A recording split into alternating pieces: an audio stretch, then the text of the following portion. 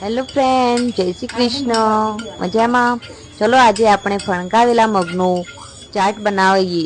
હું મારા બાળકોને રોજ સવારે આ હેલ્ધી ફૂડ આપું છું. ચલો આપણે હવે ટામેટા નાખીએ સમારેલા, પછી થોડું બીટ નાખીએ, થોડું ગાજર નાખીએ,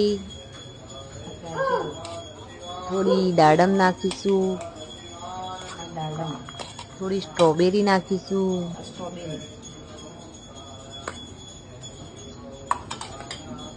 હવે આપણે થોડો ચાટ મસાલો નાખીશું.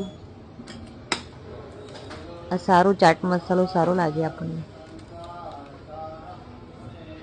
એને હવે થોડું લીંબુ નાખીશું અંદર, પછી થોડી કોથમીર નાખીશું અને હવે આપણે એને હલાવી દઈશું, મિક્સ કરી દઈશું.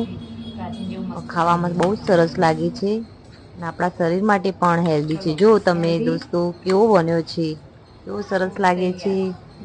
તમે પણ આ રીતે બનાવી શકો છો તમારા બાળકો માટે. ના ખાતા હોય મગ તો ખાતા થઈ જશે.